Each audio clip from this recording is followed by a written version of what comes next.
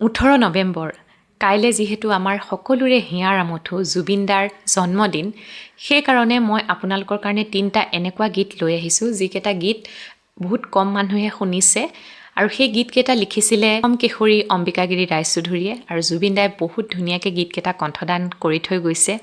এটা জেনেৰেশ্যনে এই গীতবোৰ খুব শুনিছে কিন্তু যিসকল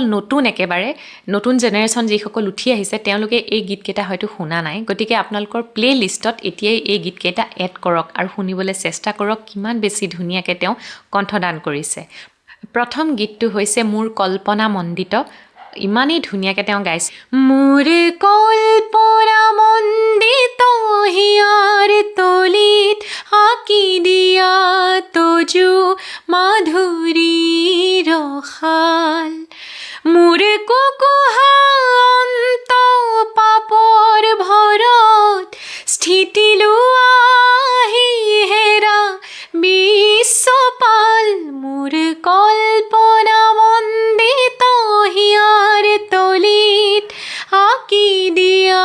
তজু মাধুৰী ৰসাল দ্বিতীয় গীতটি সেই একেখন মাধুৰী এলবামৰ গীত বহুত বেছি এটা ধুনীয়া গীত প্ৰাণৰ মাধুৰী গীতটি আপোনালোকে শুনিছেনে নাই কমেণ্টত জনাবচোন প্ৰাণৰ মাধুৰী বুটলি বুটলি দিও আহা প্ৰেমাজলি ভকতি প্ৰেমেৰে প্ৰদীপ জ্বলাই ভকতি প্ৰেমেৰে প্ৰদীপ জ্বলাই উঠক বিশ্ব উজলি 3 নম্বৰ গীতটো মোৰ অতি প্ৰিয় গীত নিতাল নিশাৰ আজি বাজে কি গহীন গান নিতাল নিশাৰ আজি বাজে কি গহীন গান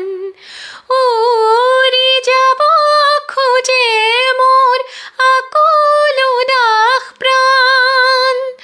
উৰি যাব খোজে মোৰ আকুল উদাস প্ৰাণ এই তিনিটা গীতৰ উপৰিও জুবিন দাৰ কোনকেইটা গীত আপোনালোকৰ প্ৰিয় মোক কমেণ্টত জনাবলৈ নাপাহৰিবচোন